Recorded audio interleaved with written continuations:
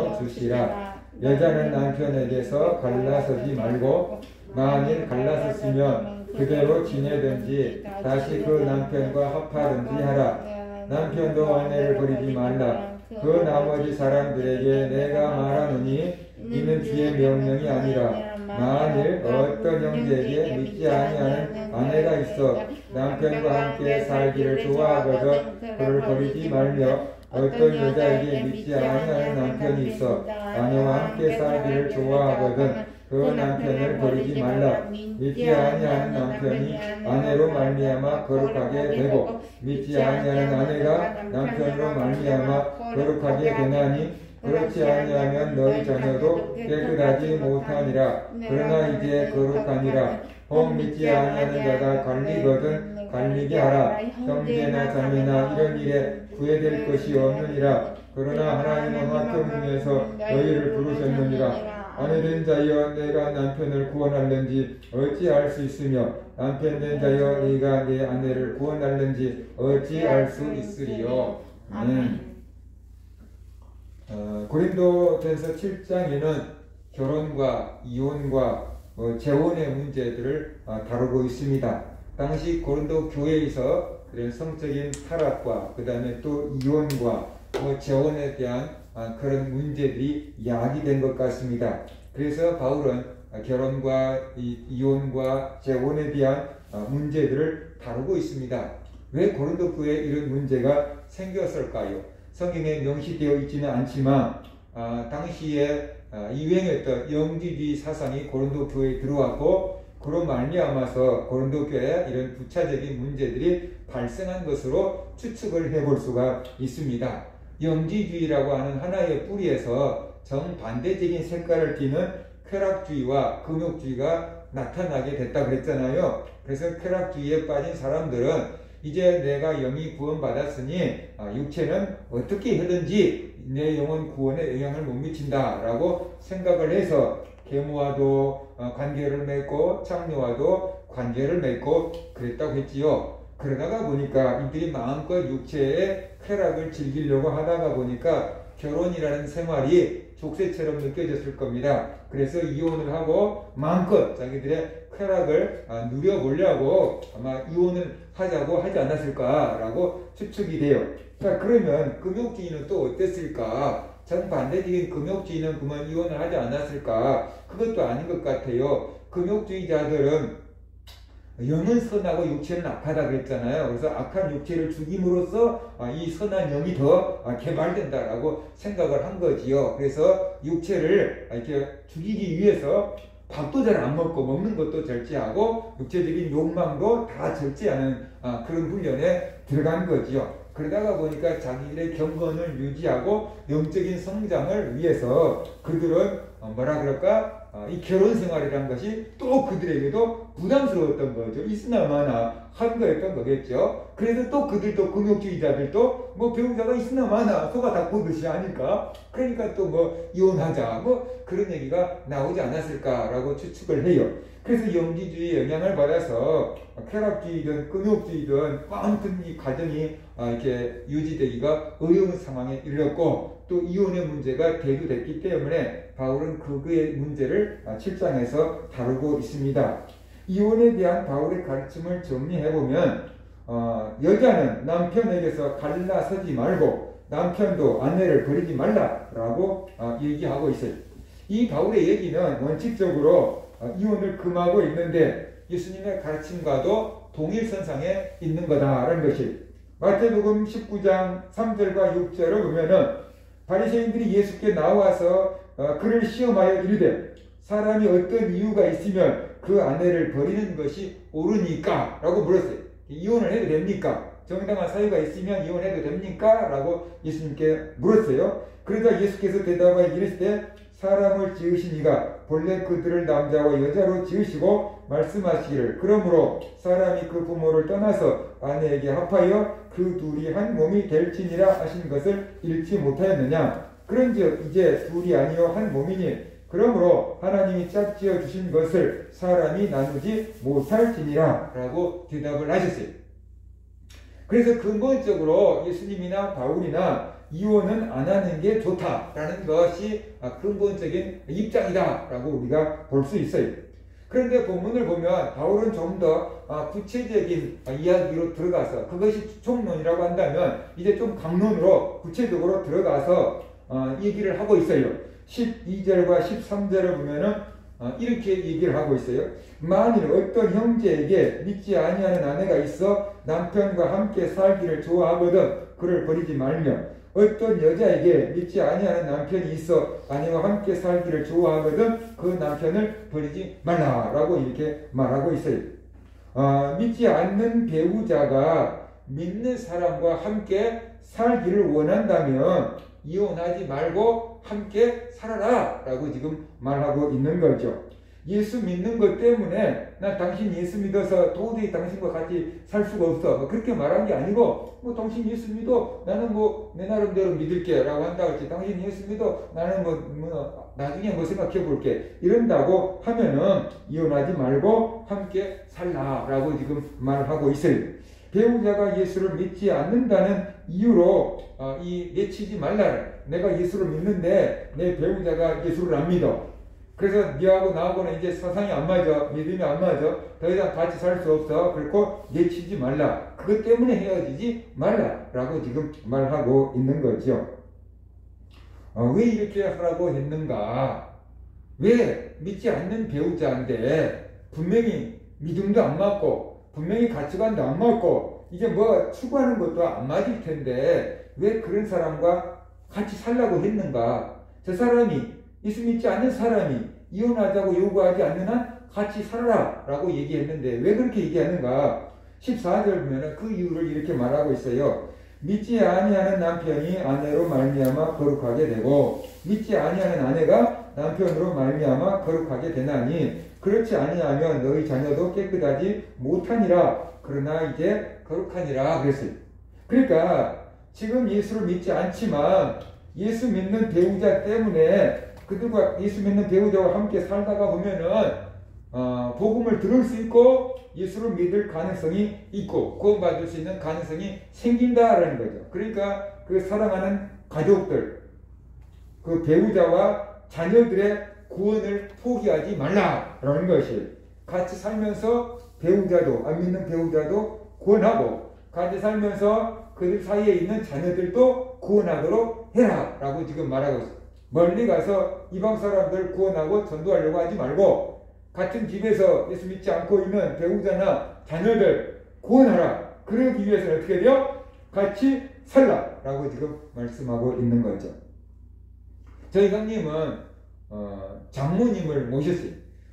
물론 형님과 형수님이 둘 다 이제 일을 하니까 애들을 봐줘야 될 분이 필요해서 할머니를 모셔오기도 했지만, 또 다른 이유 중에 하나는 같이 모시고 있어야지 교회를 모시고 나갈 수 있다. 따로 떨어져 있으면은 저분이 교회를 안 나가니까 같이 모시고 있어야지 교회를 모시고 나갈 수 있다. 그런 여러 가지 이유가 합쳐져서 장모님을 모시게 됐어요. 그러니까 이제 장모님 입장에서는 손주들을 봐주기 위해서 오셨는데 주일만 되면 모든 가족들 다 데리고 이제 교회를 가니까 따라다니시는 거예요. 그러다가 보니까 어떻게 돼요? 믿음이 들어가게 된 거죠. 그래서 믿는 가족들과 함께 살면은 한 번이라도 더 복음을 들을 수 있고 찬송이라도 들을 수 있고 그 다음에 교회를 한 번이라도 따라가 볼 수 있으니까 구원받을 수 있는 기회가 더 많이 주어지잖아요. 그래서 안 믿는 가족들 구원을 위해서, 배우자의 구원을 위해서, 자녀들의 구원을 위해서 저쪽이 헤어지자고 하지 않는 한 그냥 같이 살아라 라고 지금 말하고 있어요. 근데 어떻게 보면은 안 믿는 가족들을 전도하는 것이 쉬운 것일 수 있지만 또 가장 어려운 것일 수도 있어요. 왜냐하면 늘 나와 함께 있기 때문에 내가 같이 모시고 다닌다 그러면은 누구보다도 쉽게 전도가 되지만, 또 반대쪽에서 본다 그러면은 나의 부족한 점과 허물과 약점을 제일 많이 알고 있는 사람이 가족이잖아요. 바깥에 나갈 때는 우리가 옷 딱 차려입고 그죠? 예의 바른 사람으로 딱 행동하면은 사람들이 저 사람 착해 라고 할 수 있지만, 집에서 쟤 옛날에 어쩌는데 이게 다 알잖아요. 그러니까 이게 전도하려고 진짜 잘해. 이렇게 되면 참 교회 다니면서 이때까지 하나도 못 봤는데 뭐 이런 식으로 얘기하면 전도하는 게 되게 또 어렵잖아요. 그래서 이 가족 전도라는 게 극과 극을 달리는 거예요. 제가 전도하기 쉬운 환경과 여건에 있으면서 또한 가장 전도가 잘 안 되는 그런 뭐 이렇게 대상 중에 하나가 가족 전도인 것 같은데, 바울은 믿지 않는 배우자와 자녀들 구원 문제를 위해서 쉽게 헤어지지 말라라고 지금 말하고 있어요. 그러면서 바울은 계속해서 예수를 믿는 사람이냐, 이혼하자고 하는 사람이, 이혼하자고 주장하는 사람이 예수를 믿는 사람이냐 믿지 않는 사람이냐에 따라서 서로 다른 가르침, 어떤 의미에서 맞춤형 가르침을 주고 있습니다.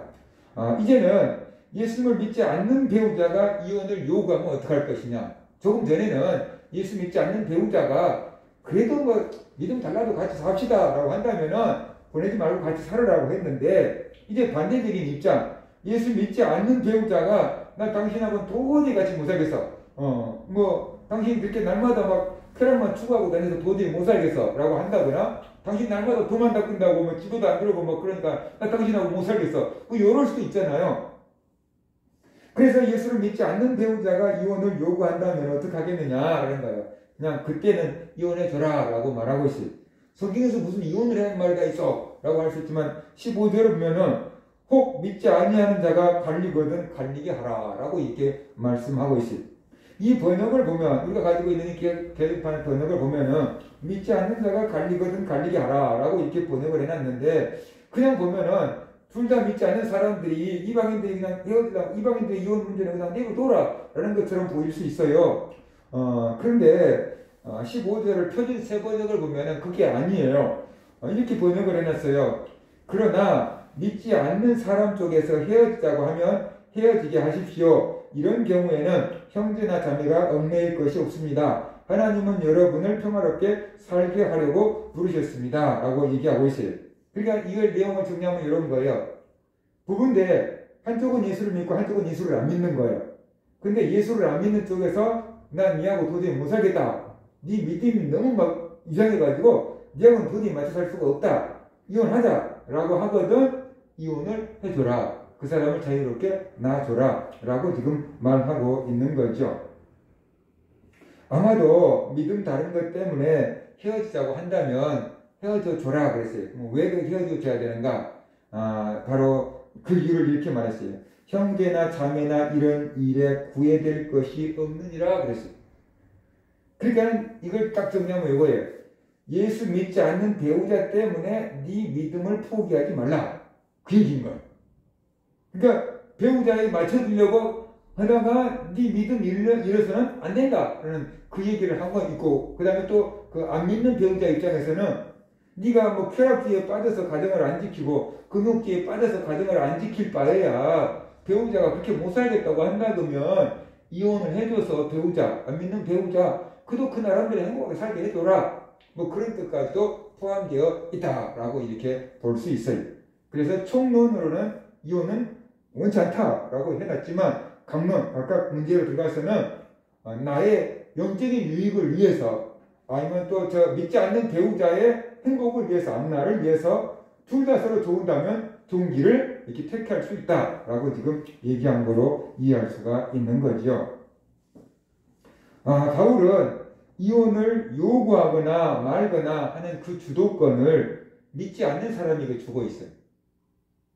주도권이 예수 믿는 사람에게 있는 게 아니고 예수 믿지 않는 배우자에게, 예수 믿지 않는 배우자가 같이 살겠소 라고 하면 같이 데리고 살아라는 거고, 예수 믿지 않는 배우자가 난 니하고 못 살아 그러면 헤어져 주라는 거예요. 그러니까 주도권이 예수 믿는 사람에게 있지 않고 예수 믿지 않는 사람에게 주도권을 주었다라고 본문은 말하고 있습니다.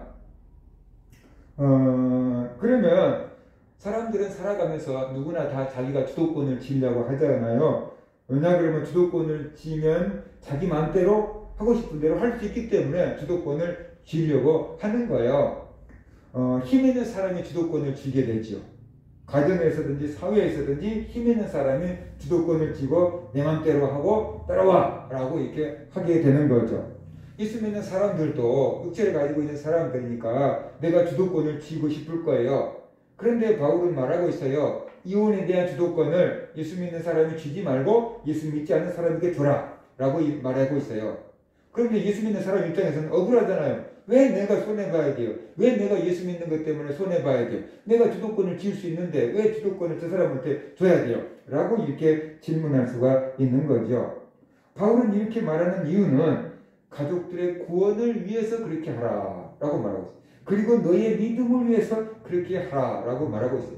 가족들의 구원이 뭡니까? 예수 믿지 않는 배우자가 같이 살겠다고 한다 그러면 그 배우자 구원을 위해서, 그리고 또 자녀들의 구원을 위해서 이혼하지 말고 같이 데리고 살아라 라는 얘기를 하고 있는 거고, 그 다음에 예수 믿지 않는 배우자가 이혼합시다 그러면 헤어지라는 이유가 뭐냐면 네 믿음을 포기하지 않고 너의 구원을 위해서 그렇게 하라, 그 얘기를 지금 하고 있는 거죠. 그래서 바로 이 우리의 믿음을 지키는 것이 얼마나 소중한 것인지 바울은 지금 거기에 핵심을 두고 말하고 있다라고 이해가 됩니다. 예수님은 하나님의 남자와 여자를 창조하셨고, 그리고 또 부모를 떠나서 여자와 합해 한 몸이 된다고 했으니까 하나님이 짝지어 주신 것을 사람이 나누지 못할지니라 라고 하면서 하나님의 창조의 근본을 두고 이혼은 안 된다 라고 이렇게 말씀했어요.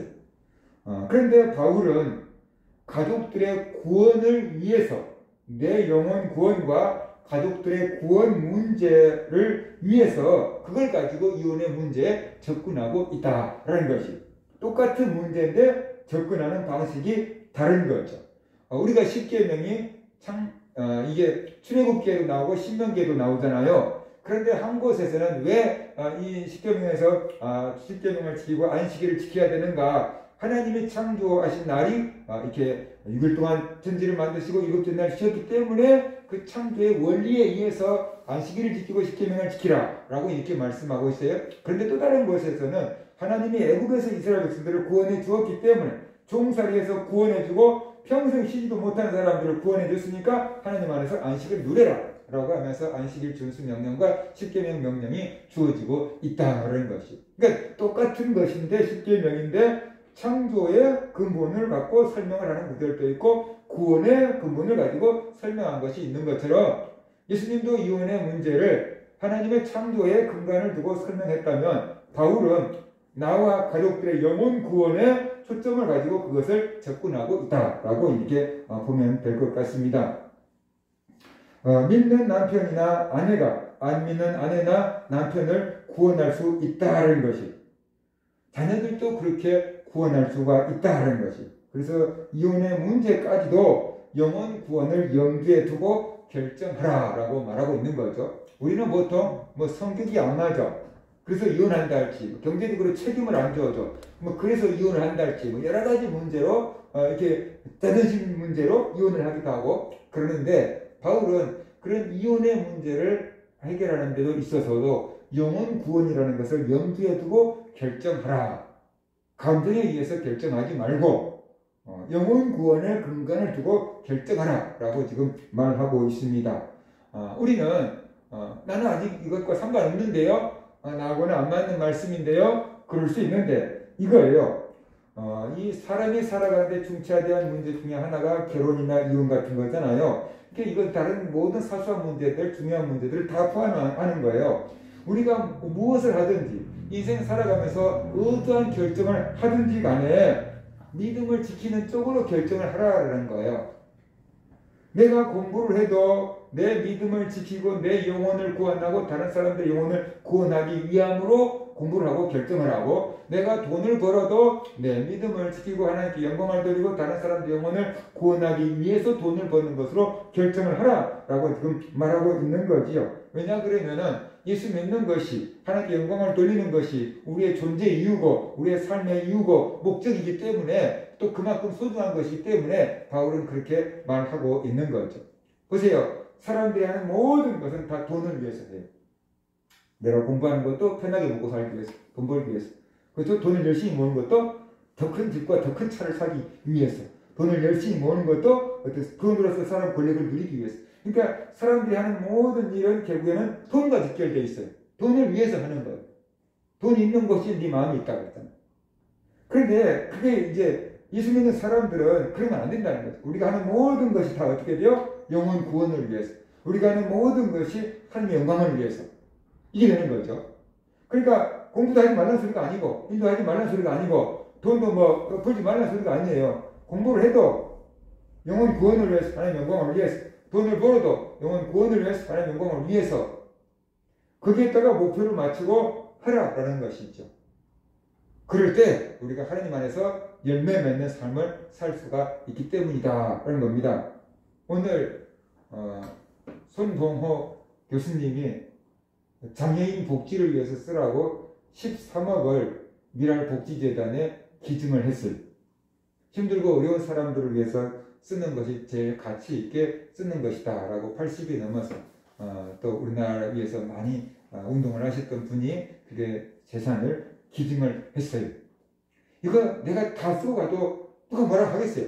그런데 그것을 더 가치 있게끔 쓰려고 자기는 가장 뭐랄까 가치 있는 곳에 쓰겠다라고 그것을 기증한 거잖아요.